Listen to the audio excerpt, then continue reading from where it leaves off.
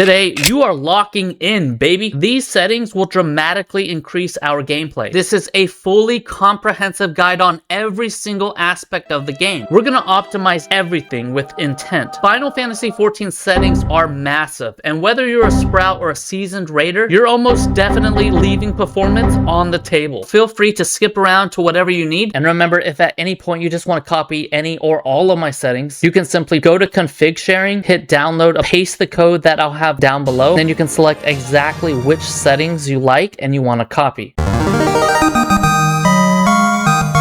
The character configuration section is all about gameplay, quality of life settings, the look and feel for everything, but most importantly, it has tons of options and little tricks that we can take advantage of to play better. Press escape or go into the main menu down here and hit character configuration underneath the control settings in the general tab. Underneath movement settings, we're going to play with legacy type on. We're going to turn off the camera pivot. Having these options lets us move backwards by running towards the camera instead of just walking.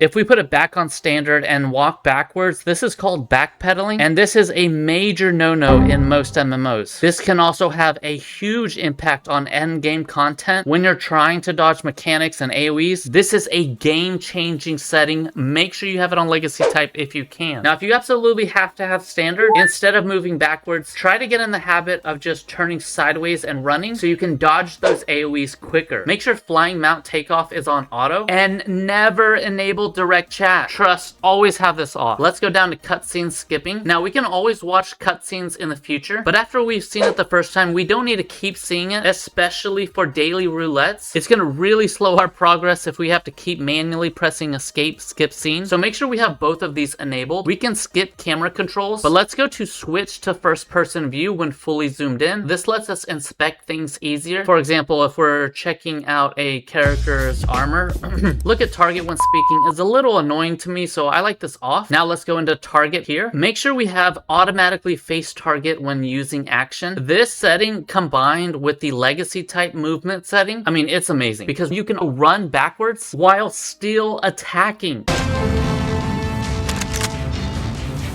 Now, the auto target settings, these are awesome. For 99% of the game, we're gonna have this on and enable full auto target. Set the auto target priority to closest range. This is much easier to be accurate. What this setting does is lets us just look at an enemy and start attacking. We don't need to tab target every single mob. For most of the game, we're just attacking whatever's near us. And since we can still tab target anyways, by having auto target on, it makes our lives way easier. Now, if you're used to some MMOs, you may always want to tab target, or if you're in specific instances like deep dungeons where accidentally hitting one extra mob could mean the death of your whole party, in those cases we can turn this off. Keep in mind we can also select the control settings icon here and move it to our hotbar for faster access. Under target type, stick with cone. Without these settings on, you can be right in front of an enemy and then end up tab targeting an enemy that's way further away behind it on accident. Let's scroll down to ground targeting settings. We want target ring on lock to cursor. Limit ring movement to targeting range and press action twice to execute. This helps so much when we're using skills that are far away. When we're trying to use a ranged skill, we want to see exactly where that skill is going to land. Having the ring movement limited to our targeting range lets us know exactly where that skill is going to land. And then the press key twice to execute setting helps us be more efficient and focus more on our game. Under target display settings, make sure all of these options are on. You have to know all of these. You definitely want to highlight your potential targets because it makes it easier to see them. We can skip filters, so let's go to character. I like to see my headgear, so I always have that on.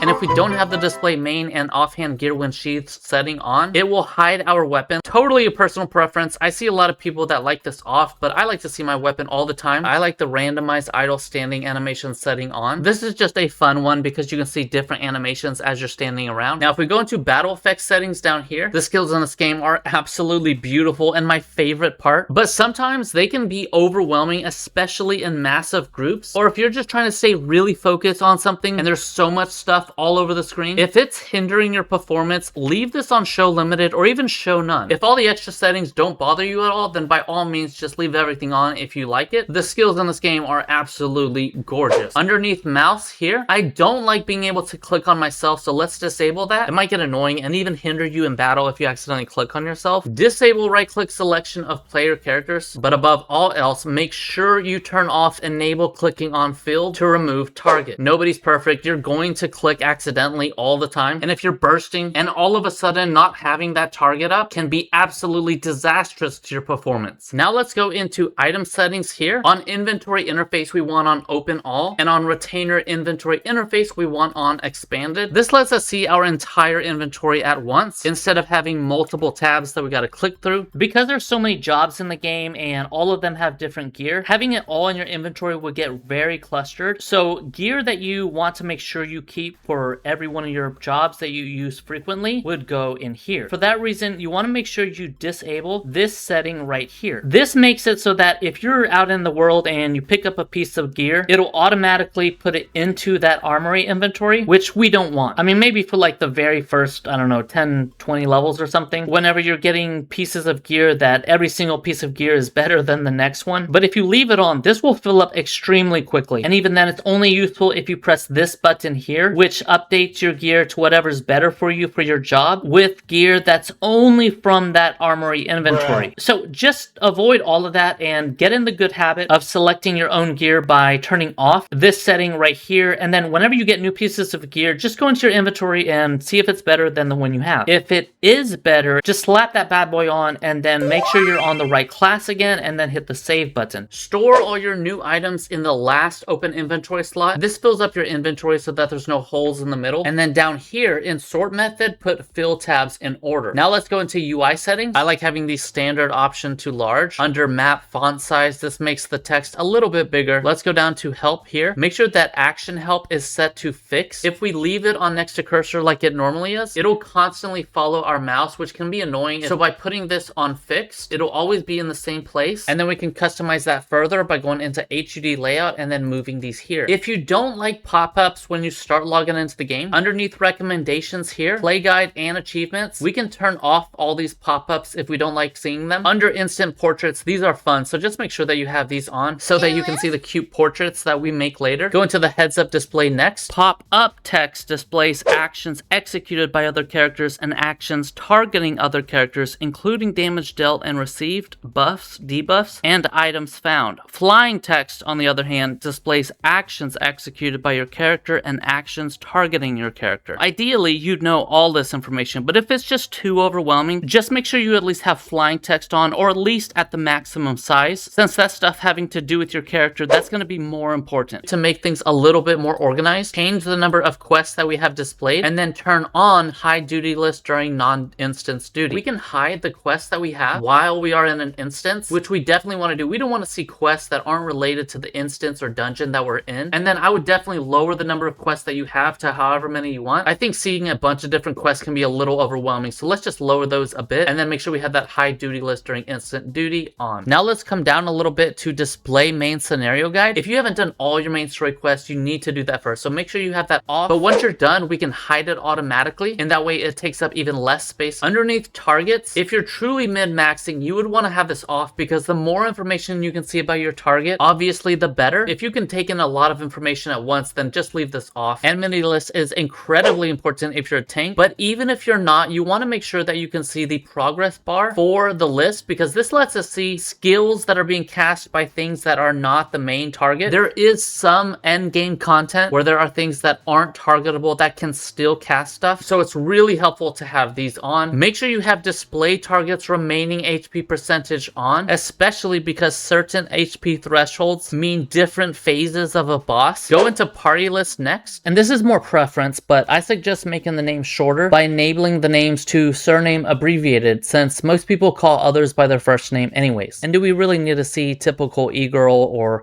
Ben Dova or big bush, small tree. Those are actually pretty genius. Make sure to hide your party list when solo, and then set your status effect icons to the lowest for clarity or maximum for min-maxing your awareness. Display remaining time of status effects regardless though. Underneath alliance list, if you're a healer, you have to have these on for sure, and you really should have them if you're DPS. I need healing. Because the more information, the better. But realistically, if you're DPS, you could technically get away with turning these off. In party list sorting, we can change the party list role order. So let's say we don't want to see the tank at the top all the time. Maybe I want to see the DPS at the top. We could go in here and then change that. Now let's go into display name settings. Underneath own here, we don't need to constantly see our own name. We know what our name is. Who am I?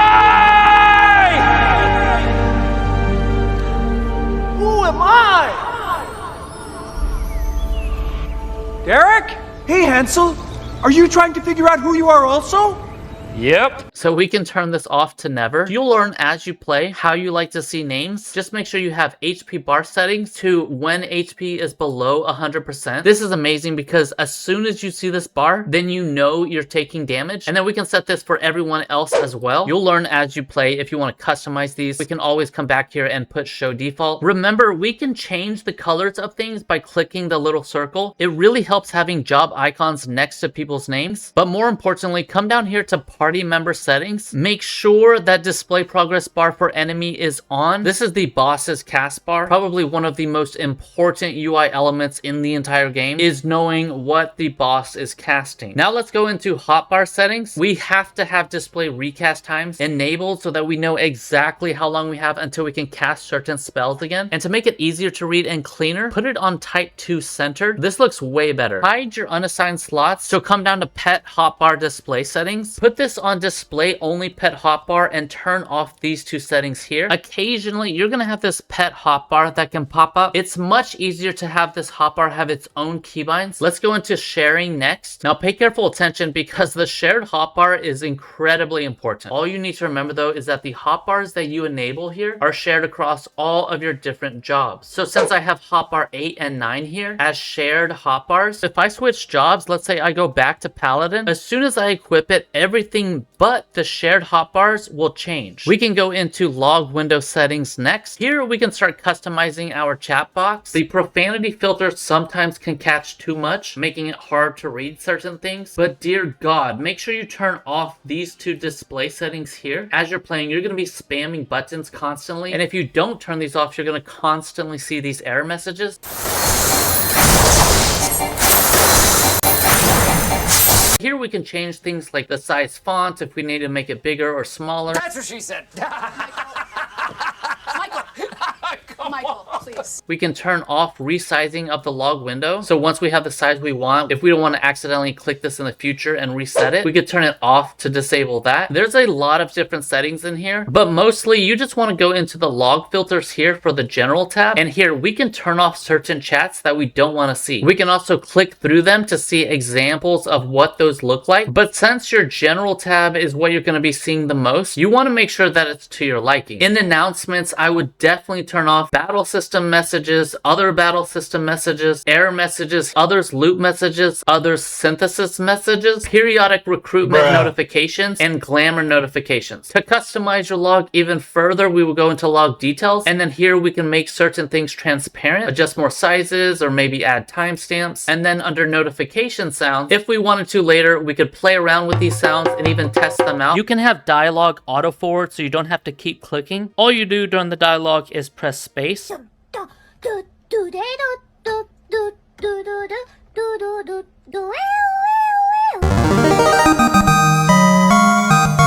The system configuration settings. These include all of the graphical settings, all the more technical stuff, things like that. For anything with a user interface, we can actually right click on the top bar here and hit scale window if we don't like the size of it. So let's make this a little bit larger. Let's start with the display settings first. Underneath screen mode, if you haven't already figured it out, we want borderless windowed or full screen. Full screen will give us better performance, but borderless windowed is much better if you alt tab all the time. I alt tab all all the time, so I'm going to be using borderless windowed. If you are using full screen, unless you have a special monitor, we'll be using 1920 by 1080 60 Hertz. Most of us probably have an HD display, and if you don't, chances are you know which option to pick. Underneath default UI size, this does all of the same things that we just did here. If you know that all of your UI elements need to be adjusted, then this is how you would do that. The gamma correction controls the brightness of the screen. This can get a little foggy if we increase this all the way, but by adjusting this down just a little bit lower, like 40, 45, we can get a really nice contrast and make the colors really pop by increasing the character lighting. This makes our characters look amazing, so there's no reason to not have this at 100. Underneath frame rate, I have a bit older of a PC, so I keep mine on 30 frames per second because I stream and record videos regularly. But if you have a decent computer, you can probably put it on 60 frames per second. I use a totally serviceable but still a bit older setup, and I care a little bit more about the performance side of things. If your PC can hold a stable 60, lock it to 60. That's definitely the sweet spot for FF14. But if you start dipping or stuttering, don't force it. A stable lower cap feels way better than an unstable 60. Now let's go into sound settings. When our game window is not active, so if we're alt-tabbed, we definitely want to have system sounds and sound effects on. All the other ones are optional, but if we're waiting for a cue to pop, we want to make sure we can hear it. Come down to volume settings. We'll cover some macros that adjust master volume on the fly, so we only need to adjust these once. Make sure you have your sound effects at 100. This is the most important, as well as system sounds. But for background music, voice, and ambient, we can set that lower to 50, 25. All the other ones, go ahead and reduce, because that'll let us focus on the sounds that are more important, giving us a little bit more of a slight edge. Now for the graphics settings. Now, if you don't want to mess with any of this, by all means, just go here and select one of these options. I suggest starting with standard and working your way up if your PC can handle it. You can also select what you want to start with and then customize the ones that matter to you. We want UI resolution settings on high, and that's because this is for the UI, so we're going to get fuzzy icons if we increase the size of them. And if that's the case, we definitely want to keep this on high. Underneath resolution, we have a couple options here. If you use AMD, we're going to set enable dynamic resolution and set this to below 30 frames per second. FSR is basically a safety net, so it only steps in when performance really drops. So this will help keep things playable without constantly shifting the image quality. If you're on NVIDIA, you can have dynamic resolution off and use DLSS. DLSS handles scaling way better on its own, so you can get smoother performance without the resolution being bounced around. Come down to general. The performance of used low detail models on distant objects is tiny compared to the ones below. It looks so good. These are more preference, except edge smoothing. Make sure you have this on TSC MAA. FXAA smooths jagged edges by applying a blur to the whole image, which can make text and fine details look soft. And the TSC MAA option smooths edges over time using multiple frames, so the image stays sharper overall, but it can introduce a slight blur in motion. Basically, if you're extremely sensitive to motion blur, you might prefer FXAA, but for most players, TSC MAA looks cleaner during actual gameplay. Now, the only thing to know for these other ones are, do you want more performance or immersion? Some of these are going to be more important to you than others. Since we're going with a balance of performance and visual effects, we're going to increase the ones that we really care about, and then we'll bring down the other ones and leave them on standard so we still get that effect. Real-time reflections adds moving reflections to water and shiny surfaces, which improves immersion but costs performance in busy or wet areas. I like mine on standard because I like some of the other settings on high. Transparent lighting quality controls how light interacts with transparent effects like spells and glass, mostly affecting visual polish rather than gameplay clarity. The grass quality adjusts the density and detail of grass, improving the environmental visuals at the cost of some performance in outdoor zones. I really like the environments in this game more than anything, so I like this on high. The parallax occlusion is interesting. It adds depth to flat textures like stones and bricks so that surfaces can look more three-dimensional. This is one of those, like, once you see it, you can't unsee it. So unless you just really need the extra performance, I would put this one on high. This setting can add a bit more ooh to the game. The tessellation adds extra geometric detail to terrain and objects, so this makes the environments look a bit smoother while increasing the GPU load. Glare controls the intensity of bright light bloom. This can affect eye comfort and overall scene brightness more than detail. It does add a little bit more immersion, but if your eyes are a bit more sensitive, turning the setting off would be my first step. Let's come down to shadows. For optimal performance, I would turn them all off. I like having just my shadow for at least myself. For this one, leave Leave display on the ones that you have to have for more immersion, but for optimal performance, just hide the ones that you don't have to have. Underneath shadow quality, low detail models on shadows reduces the complexity of shadow shapes to improve performance. I like mine off because I don't notice it too much, and my PC's performance is fine where it's at right now. Low detail models on distant object shadows simplifies shadows from far away objects, which cuts visual clutter and saves performance where detail is least noticeable. And the shadow resolution controls how sharp shadows appear, with higher values producing cleaner edges at a higher GPU cost. Shadow cascading improves shadow quality over distance, and turning it off reduces performance impact. It also keeps shadows more consistent up close. Shadow softening blurs shadow edges to make lighting look more natural, trading crispness for smoother visuals. Cast shadows determines which characters and objects cast shadows, which affects some scene readability and performance in crowded areas. Sometimes shadows far away can kind of like wiggle incessantly, and it drives me crazy. The best way to fix that is by having the shadow resolution on high, shadow cascading to off, shadow softening on strongest, and cast shadows on minimum. Texture resolution sets the detail level of surface textures. Higher values do improve sharpness, but definitely requires more out of your PC. So start this one off on normal. Anisotropic filtering keeps textures sharp at steep viewing angles, especially on floors and roads. This one only has a small performance cost. Since it's pretty negligible, just amp that up to times 16. It really does make the game look a lot smoother. This affects your and other characters' physics. That's important to me, so I leave all mine on full. If you're going to adjust these for better performance, then at least set yourself to full or simple, since you're going to be seeing your character obviously the most. Make sure we turn off naturally darken the edges of the screen. This is just awful. Blurring the graphics around an object in motion is called radial blur. Looks great, not a big hit on your performance. Enable it. Now for screen space ambient occlusion, GTAO standard is the best middle of the road choice. It looks great and doesn't nuke performance. Some people will turn it off, some people max it. Standard is not controversial. It also just looks great in Final Fantasy XIV's engine, and is much safer for things like raids, recording, streaming, and general smooth performance. But if you ever upgrade your hardware, you can go ahead and try HBO Plus and see if you notice a difference. Sometimes you might have to actually stop and look for it. So unless you just really want the visuals, it's not worth the extra cost. It is sharper though and has darker contact shadows, but it's definitely more GPU intensive. Glare and water refraction, these are fine on low, but if you're really going for immersion, then go ahead and put these on normal. Now let's go into the mouse settings. The only thing of note here is the mouse cursor size. If we're having trouble seeing where the mouse is, especially in raids and stuff, things can get clustered on the screen very quickly, and if you start losing where your mouse is, that can be really bad. So just come here and click large or maximum. All right, that might be too big, but we can put it on large. It might look a little goofy at first, but your performance is way more important. There's also a sonar keybind. We just press the button at any time and then can see that effect pop up on our screen. Underneath theme settings, we can change the color of our UI. Just select whichever one you like the most. Underneath other settings, make sure we have PNG for the best screenshots, and then make sure your screenshot folder is set up to somewhere on your computer where you don't mind putting a bunch of photos. I just made a specific folder called screenshots. Underneath display limits, we can set open windows to 30. That doesn't have a big impact, but then on character display range, let's set this to normal, and then character and object quantity, we can bump that up just a bit to high. This is a good middle ground option while still having good immersion and not having a big hit on our performance. Underneath language settings for cutscenes, there is a small trick to know. For some of the unskippable scenes, for example in the MSQ roulette, you can actually make these cutscenes a little bit faster by selecting Japanese or French. It's not a big deal and it's only slightly, but you can get out of those cutscenes just a little bit faster than the rest of your party. The title screen settings, just leave this on main scenario progression for now. One of the best feelings ever is when you beat an expansion and you log into the game next time and you see a whole new title screen. But trust me, you want to experience that, so leave it on main scenario progression, and then when you want, we can come back here after you finish all the expansions to select your favorite. If you're visually or hearing impaired, there's also an accessibility menu here where you can mess with things like visual alerts or color filtering. It's really nice that they have this option for those who need it. If you're having issues with any tech stuff, I'll also throw in some links below on where to get some more general tech help. Now on the launcher screen, we actually have a settings icon right here. It's kind of cool that we can actually switch from light mode to dark mode, and then we can actually select some of our favorite characters so that we see only these 4, for example, every time we log in. We also have this system information button, so if we hit display here, it'll give us a ton of information on our computer to help us diagnose issues in the future. Now scroll down, you see this backup tool right here. After we're done completing all of our settings, make sure you hit backup right here. If your computer ever crashes or you get a new computer, you will want this backup file that you created. Just set it anywhere and then hit save. Save this on a USB or Google Drive or something, and in the future, if we need to, on the new computer, we can hit backup and then hit restore, find that file, and then hit open.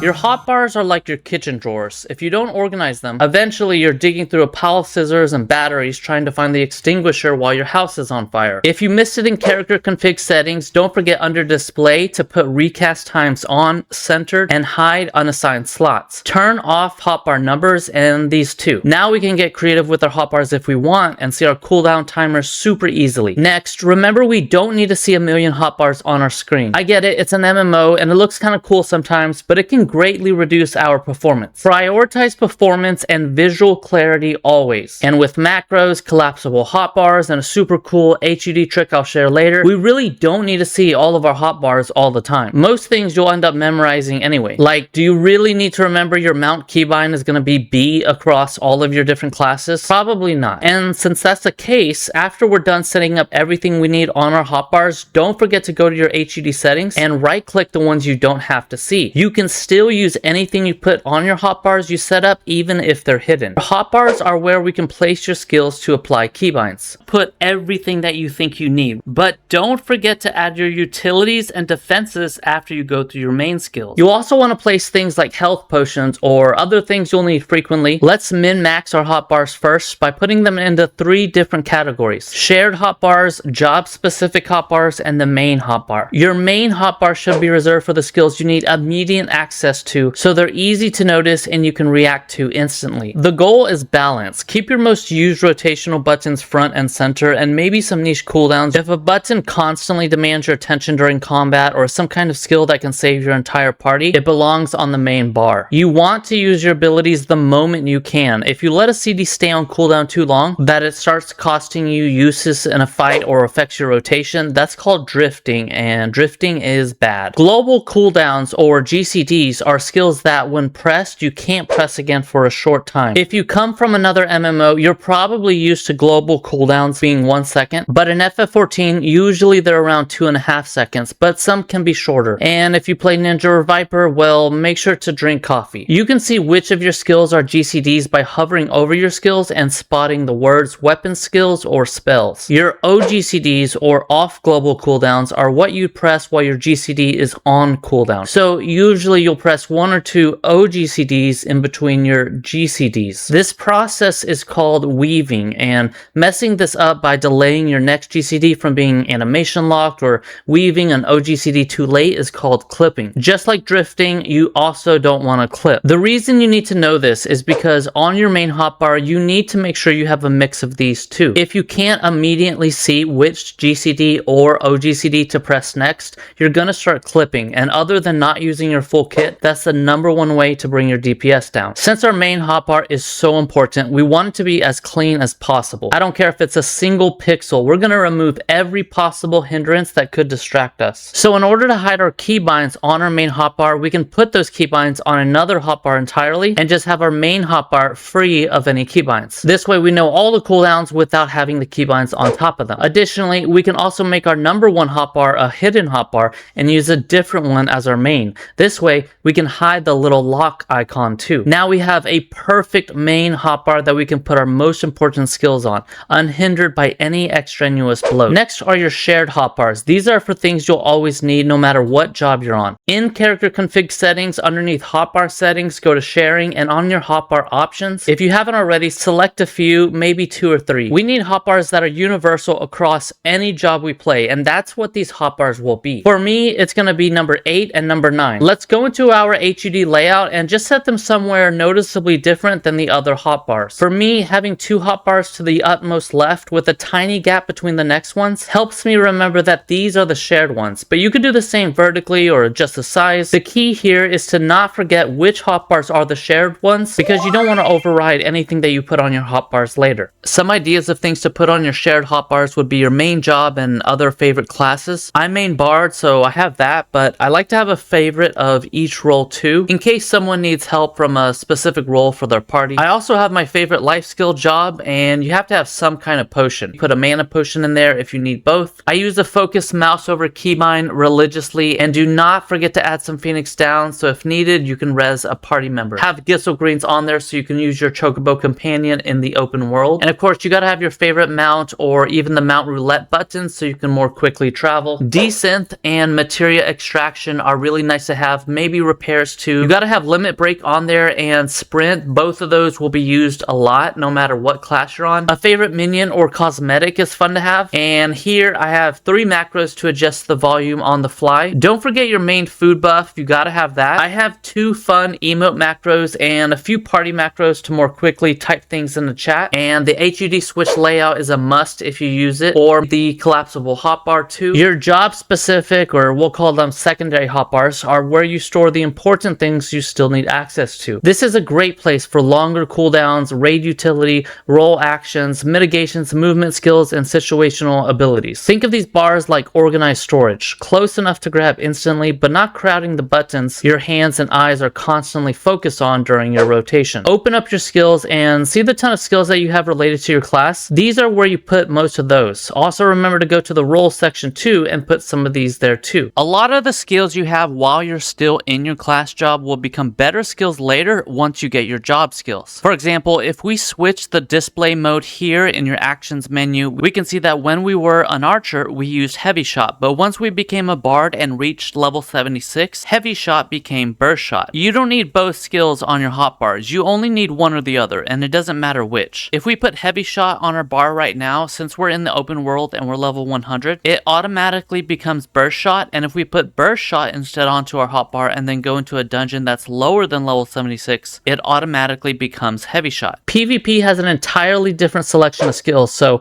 before you jump into frontline roulette, please go to the Wolves Den. When you're there, look at your hotbars and you'll see that they've been wiped. Open up your PvP profile and assign all of your PvP skills there. None of the PvE skills work in PvP. Don't forget to go to the role section and also apply the PvP role action after selecting one of the options at the top. You can change the icon look by making a simple macro and applying the command to do that same skill. So for turning into warrior, instead of just using the warrior drag and drop method, if I want it to look cooler with the job stone, I can type /mic on soul of the warrior item and then /gear set change warrior. There are a ton of things you can put on your hotbar, so don't forget to explore once in a while and just see if you can drag and drop things that you use often onto your hotbar. But just like we talked about heavy shot and burst shot earlier, we still want to be careful with putting redundant things on our hotbars, since we want to save room for things we need immediate access to with our keybinds. If we go into our main command section of our skills menu, we can see a ton of things that we could put on our hotbars, but we don't need to, like achievements. If we drag the achievement shortcut onto our hotbar, that's a useless slot, because by going into our keybind menu underneath the shortcuts tab, we already have an achievements command that we can set a keybind to directly. In your actions and traits menu under extras, we also have the command panel. Think of this as extra hotbars but without keybinds. Definitely super helpful. Put this on one of your hotbars and when you open it, click settings. Enable everything. Now, whenever we press this keybind, we can quickly have access to a bunch more stuff. I have my musical instruments. On my second tab, I have a bunch of emotes, etc. Things that I don't use often, but I do want to have quicker access to for when I do. There's something called rotations, which are essentially the proper or ideal order of skills to press. I could do a whole different video on rotations, but all you need to know is that if you go and find out what your ideal rotation is, you can copy over those skills onto some of your hotbars, and then occasionally when you're at like training dummies or in a dungeon, you can pop that up and just try to replicate those skills in that order. Now, by no means am I telling you that it's always going to be in that order. Some classes are way more rigid on the rotations than others, but the bottom line is that there are always ideal skills to press before others. Obviously, you don't want to go in there and just start pressing the this exact order every single time, but this is a great way to at least start learning your class and learning why certain skills are pressed before others. Just pick something like the opener or the burst rotation. If you just pick one and just put that on your rotation and learn it, you're going to be miles ahead of other newer players in your class. We can take hotbars to a whole nother level by making what are called collapsible hotbars.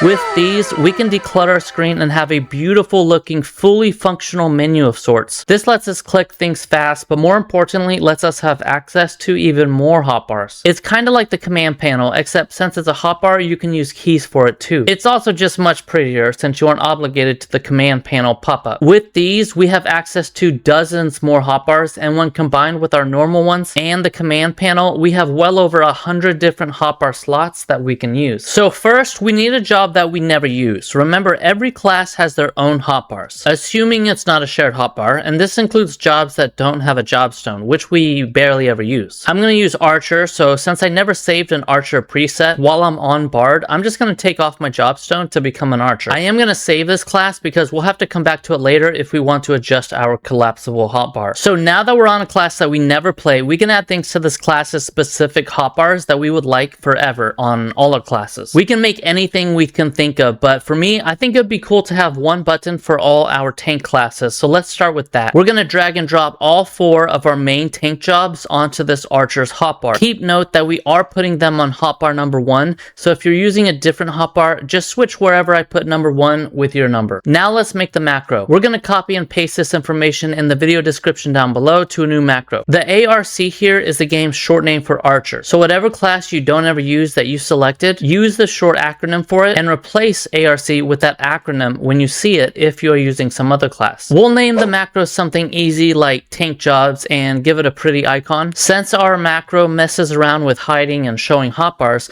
make sure we're using an HUD that normally hides those hotbars so we can see the macro's full effect. Awesome, so let's make sure it's working so far. We'll put it on a hotbar and use it, and when we do, see that the number 2 hotbar turns on and the skills or tank jobs that we put on the Archer number 1 hotbar will show up, and after a few seconds it hides again. Hell yeah, this is looking good now, baby. Now let's turn them both back on through the HUD just to get a look at them closer, and we'll notice that the first hotbar is now copied over to the number 2 hotbar. This seems a bit odd, so what exactly is happening? Well, this is because we are still on Archer right now. Remember, we don't ever use this class, so let's test out the macro one more time on a class that we do actually use. Obviously, Bard is the best class in the game, so we'll hop back on Bard. After we use it on Bard, if we look at the hotbars again, we see hotbar 2 has been replaced as well, and that's because the macro told it to copy whatever was on the Archer number 1 hotbar to whatever our current hotbar number 2 is, which is Bard. Because of this, don't set anything up on hotbar number 2 if you plan on making this collapsible hotbar for any classes. But don't worry, we are sacrificing that 1 hotbar for many more, so bear with me just a second longer. Now let me show you the difference between just putting those tank jobs on our Bard hotbar to begin with. Let's go back into our Archer job, and now let's add some skills to another hotbar. This time, let's make a hotbar with all of our life skill jobs. We'll put these on the number 3 hotbar. Now let's make another macro just like the previous one, only this time let's change the number 1 to number 3, and we'll name it life skill jobs. Let's go back to Bard now and drag and drop that new macro, and if we press it, it shows us all of our life skill jobs. But if we press the tank jobs macro we made, now we can see the tank jobs in the same spot. And this is why a collapsing hotbar is so beneficial. It's easier to see, you can use it on any class, it's prettier. With unassigned slots on it, we only see the skills that we put on there. We can add keybinds to it, and it's more of a general menu. It also goes away on its own even if we don't click anything. Now you can stop there, but I'm going to make one more for my favorite mounts, and since I'm on a roll, make one more for waymarks. I'm going to put the mounts on Archer's number 6 hotbar, and for the waymarks I'll put on Archer number 4. Once we're done, we can come back to Bard, plant the macros, and holy freaking shit, they all pop up in the same place. While these hotbars are cool, now that we have a few, they are kind of cluttering up our hotbar here. So check this out. We're going to put collapsible hotbars, you guessed it, inside the collapsible hotbar.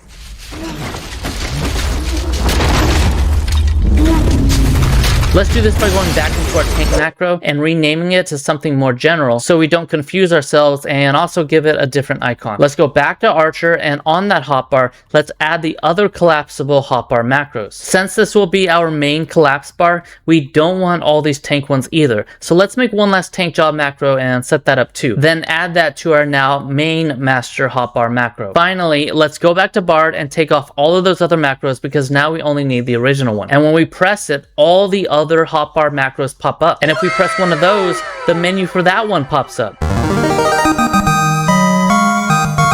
Keybinds are the name of the game, and there are a ton of them. So let's get them out of the way and cover the most important ones you'll want to set up right now. So let's open up the menu and we're going to go to Keybinds. The goal with these is consistency. Keep similar abilities grouped across every job so your muscle memory carries over naturally. For example, on one of my tank classes, I have 3 different mitigation skills, all on V with modifiers of V. So even if my brain is panicking, I know I can cycle through V, Shift V, and then Control V until I get that mid off. You can even do something as simple as 1, 2, 3 for skills that you should press in that order. If your sprint button is always in the same spot, if defensives always live together, and if utility buttons are predictable, your gameplay starts feeling smoother without you even realizing it. For example, in all my classes, any skills that have some sort of mitigation are on my V key. Even if they are slightly different, I always know that there's some kind of mitigation skill there. Tab is always my healing skill, so if I'm on a class with second wind, I put that there. But even if I'm not, I find whatever class specific healing skill I have available and then put that there. For the actual keybinds themselves, speed is everything. Q and E are the absolute best keys you can have. There is nothing faster than those two, so make sure to put something on there you can usually spam. Maybe an oGCD too. Don't forget you can add a Shift, Control, or Alt modifier to them, making a combined total of 8 near instant keybinds. Also, do not forget your side mouse button keys or even the scroll wheel. Mouse keys can be pressed instantly, maybe even faster than Q and E, since you can press them while keeping your fingers on WASD. So it may be worth considering buying an MMO mouse, but by no means are they necessary. Even with a standard mouse that has 1 or 2 side mouse buttons plus the modifiers, you have a ton of instant keys that you can press extremely quickly. The next most important keys would be R, F, C, X, Z, Tab, and 1 through 4. These are also very quick to press, but would be something slightly less frequently than the aforementioned keys. Mitigations are great here if you're a tank, and F is perfect, I've found, for your main buffs, whatever class you're on. The tilde button, 5, T,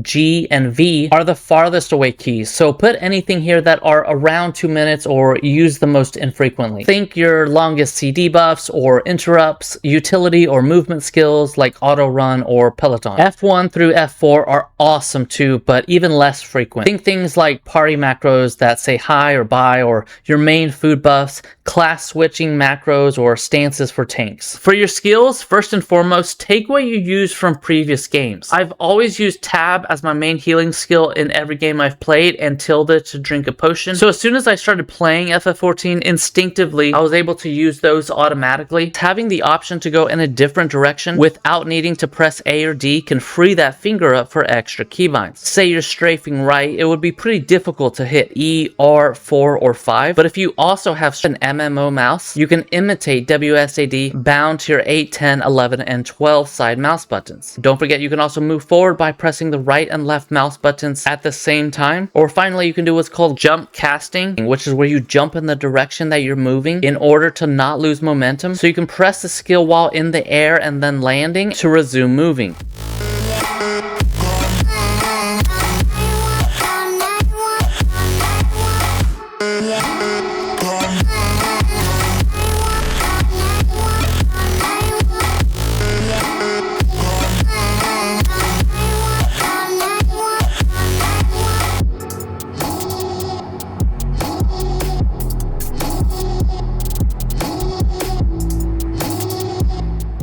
There is a small window towards the end of spells that if you move during it, you won't cancel the spell, but it'll still shave off some of that cast time. This is called Slidecasting, and it takes some practice, but once you learn it, it'll become second nature, and you'll be able to save tons of time and navigate the battlefield much faster. The point being for all of these is being able to retain your focus on where you're navigating in the battle and having optimal uptime on your skills. Losing just a second of time could be the difference between a clear and a party wipe. Adapting to the chat in-game can be a bit annoying if you're not used to the FF14 system, and that's because to stay in a chat channel, you have to type the name of the chat channel and press enter. So it's going to save so much time if you can just press a single key to go to that channel and stay in that channel.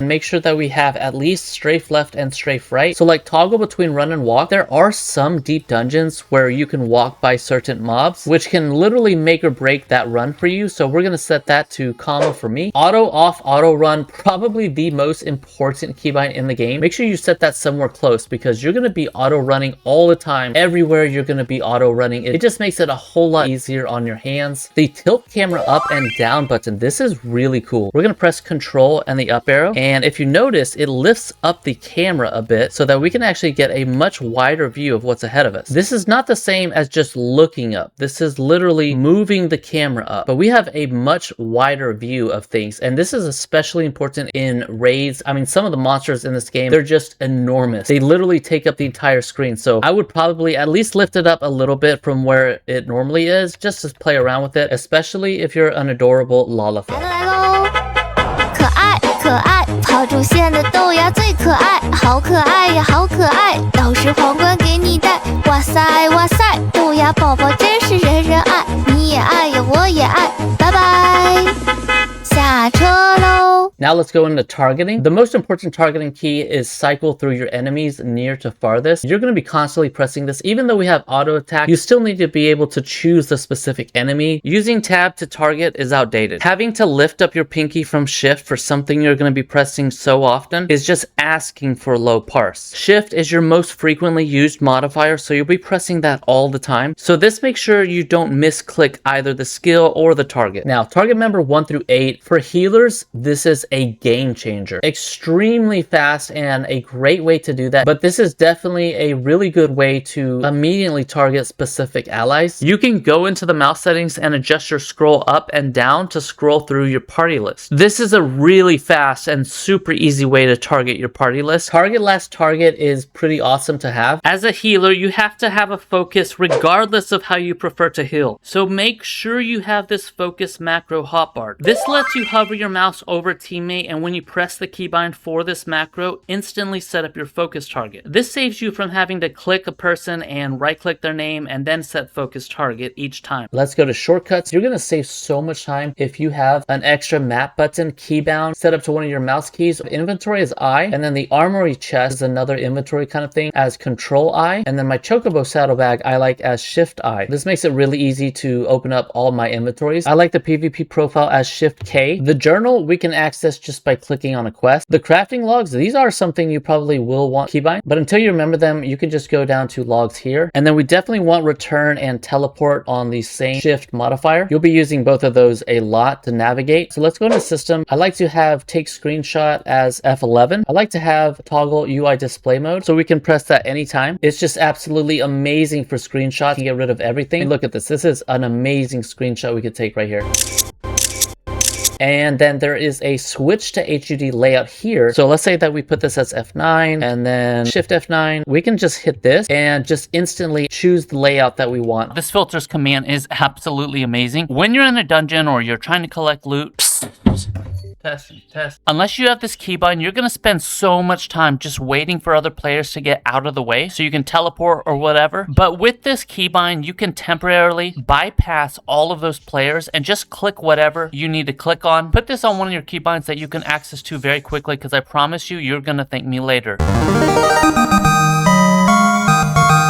Now let's talk about your user interface, or the HUD, the heads up display. Before we even move individual HUD elements around, I think the most important thing to understand is that a good HUD, it's about reducing stress and helping your brain process information faster. Your eyes only have so much attention during combat, especially in Savage or Ultimates. So every important element should be positioned intentionally. If something matters constantly, like your cooldowns, enemy casts, or party health, it should live close to your natural focus point near the center of the screen. The goal is to build an HUD that makes you play more comfortably and consistently. This could mean anything from enlarging everything so you can see better if you have a small screen, or if you're like me, you need to prioritize clarity over all else so you can focus better. Or maybe you're a healer and you need to prioritize the party frames. One of the biggest mistakes people make is trying to create a pretty HUD before they understand what information they actually need. Another common issue is leaving important elements in the default corners of the screen, which forces your eyes to constantly travel during mechanics. An HUD should support your habits, your monitor size, your role, and your comfort level. The best HUD is the one that helps you stay calm, aware, and consistent during difficult content. This is the target bar and shows up when you tab target something. It also shows what it's targeting as well. When it attacks, we get a progress bar or Castbar. This is the most important UI element in the entire game, period. And as such, it needs to be massive and at or very close to the center of your screen. Normally it's yellow, but if you can interrupt something, it will turn red and pulse, so make sure to cancel that cast. If you play a caster, make sure to put the progress bar close to the center too. Your party list should sit where you can quickly monitor health and debuffs without dragging your eyes across the screen. These are status effects, or buffs and debuffs, and the ones that point down are bad for the corresponding target, whether that's you or them, and up are good. Those are the buffs. If needed, you can right-click some of your buffs to get rid of them. The effects with green numbers are ones that you put yourself. Some status effects will have numbers, that means they are stackable. Don't worry about it too much for now, just know that stacks are a thing. Your party menu is where you see all of your friends' information, like their health, their resources, or MP, status effects, and the spells that they're casting. Debuffs that can be cured with spells like Asuna have white lines above them, so if you're a class like a healer or a bard and can cure those, make sure you keep an eye out for those because your teammates will rely on you to remove them. Yellow bars here show that a person has a protective barrier, so that would get taken away first before damage hits their health. Your aggro is a bar underneath the class icons. The more the bar is full, the more the monster wants that player. The closer to 1 or A, the more aggro, with A being the current targeted party member. Now, the Enmity List is like the party menu for the enemies, kind of. You can see all the enemies at once here, so if you play a tank, you definitely want all the mobs here red. That would mean that all the mobs are aggroed on you. For the Alliance list, red arrows means they have a debuff on them, and a glowing aura means whatever you're targeting is targeting them. Your job gauge can also have a simple mode. This just boils down to your gauge to the absolute bare essentials, but feel free to change it back if you prefer the original look. They do look really cool, to be honest. The limit break is your most powerful move, and it's different for every class or role. You can only use it when your party builds up enough of this resource to use it. As such, when you use it, the rest of your party can't use it. You've depleted the LB. In a dungeon, usually you just get one max LB that you can use. It'll be more powerful the more bars the gauge has. 9 times out of 10, some DPS will use it, usually when the boss is very low on health. Melee DPS has priority though over other classes. So if you play a melee class, you need to be on top of these LBs. By all means, if you play DPS and somebody says LB and nobody else is doing it, just pop that LB. Like, it's more important to get that LB off than not use it at all. The MSQ quests are so important, they have their own UI element. So for a very long time, if you're logging in and you just have no idea what to do, just go up there and click that. Just follow the icons on the map, keep talking to people, and have fun. The second most important types of quests in the game are your job quests. These are also so important that they are directly underneath your MSQ element. These are incredibly important to do because this is how you get more abilities for your class. At the center of your screen is where your eyes are going to be the most 99%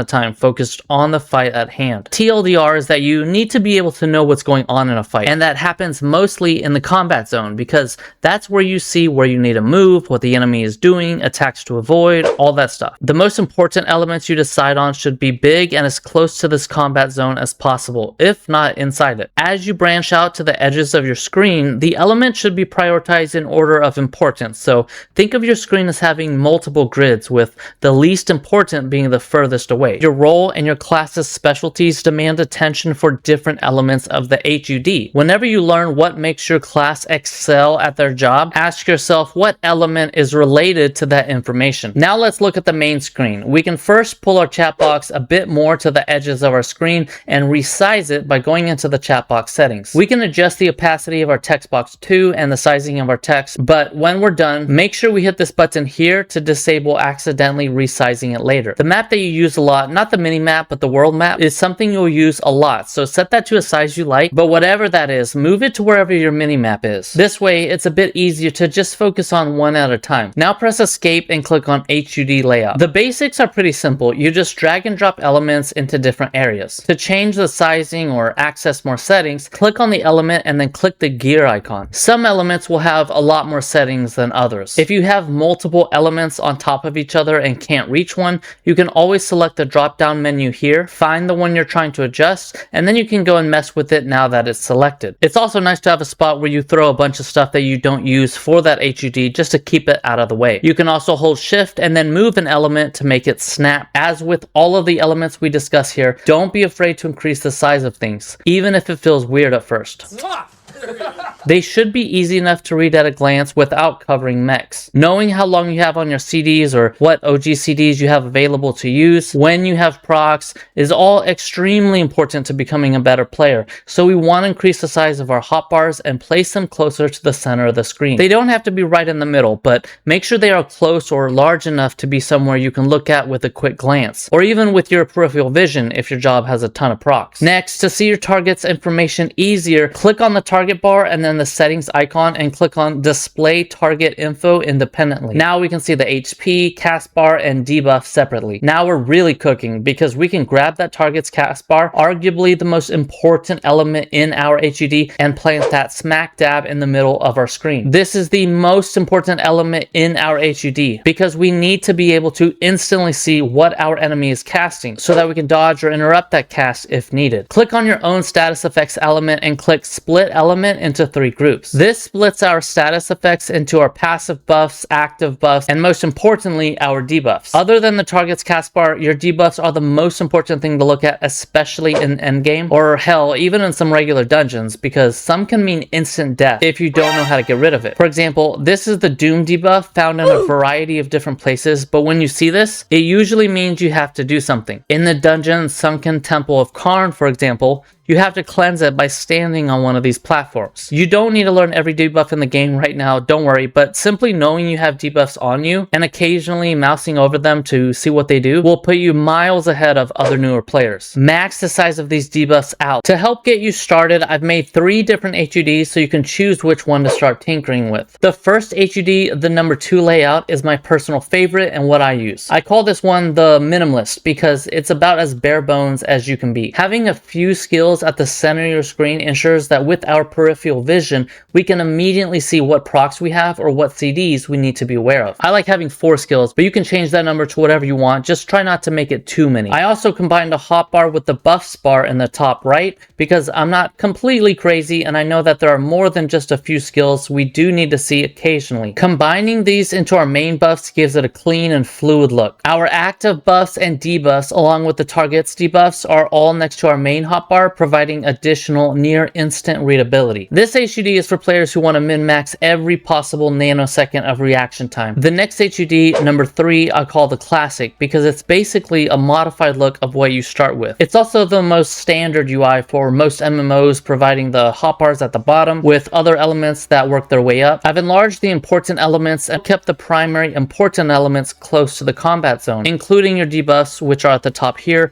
and the target bar and debuffs here. This UI is for those who don't want to drastically change too many things or prefer the more original look of MMOs. Last, we have what I call the role player because this one puts all of the focus on the visuals in front of you. This UI prioritizes immersion because I put many of the previously mentioned combat zone elements at the bottom. Additionally, most UI elements are smaller, putting more focus on the game's visuals. I did keep the target's Castbar at the center still because it's that important, but other than that, everything is tucked away at the bottom middle, including the minimap, creating a sleek and stylish control console. Remember, these are just ideas to help you get started. You can always start off with one and add or change things as you go. So we're going to make a macro that simply switches from one HUD to another and after a short delay switches back. This is the best and most time-saving macro you can possibly make in the game. The value in this macro is twofold. One, with it, we can have a super minimal UI, which lets us play better and enjoy the game more visually, but also two, 2, we don't have to keep going back into the HUD setting. So to make this macro, first you need to select the HUD you want to use. I'm going to go with number 2 since it's my favorite, but you can pick 3 or 4. Just remember which one you're going with. In the HUD screen, click on the HUD layout settings gear. Here we can copy a layout to another. If we select the one we like and then the first layout quickly, we see they are exactly the same, which is perfect for the macro we need because we want everything to look seamless when we're switching back and forth. So here's where you can unhide all of the things you probably thought I was crazy for hiding, like the main menu, the other hotbars, maybe your guild amount or inventory grid, and anything else. After you're done, save that layout and then alternate back and forth. They should look the same, except for some things are unhidden on the first layout. Just type /HUD layout 1, left caret weight.30 right caret, then /HUD layout 2 or 3 or 4 if you preferred one of those. And that's it. Now, when we're in the world exploring and we want to resume our MSQ quest or can't remember where we placed our mount button, we just press it once and can see all the information and extra stuff we normally hide. It'll also automatically hide on its own, so that saves us a ton of time instead of having to switch back. One thing that really helped me out is to just make one small fix per dungeon or even a day. Just make one super small adjustment, maybe one keybind or one graphical setting, maybe one character configuration or HUD adjustment per dungeon. Before you know it, you'll have everything set up perfectly just the way you like it. Guys, that is it. We are so stoked and ready to go. We now have all of our settings completely set up. Guys, thank you so much for watching. I really appreciate it. If I missed any of your favorite tips, please let me know down in a comment below. I'm always wanting to take my game to the next level, and you'll have an amazing rest of your week. Don't forget to grind harder, baby. Let's go! I can't believe it's all over. What do we do now? What do you mean? Now we can finally play the game. Oh yeah. No, I don't take shit. I got no love for the fakeness. If you wanna play tough and wanna hate this, I'll always show up. I don't ever slow up. No, I don't take shit. I got no love for the fakeness. If you wanna play tough and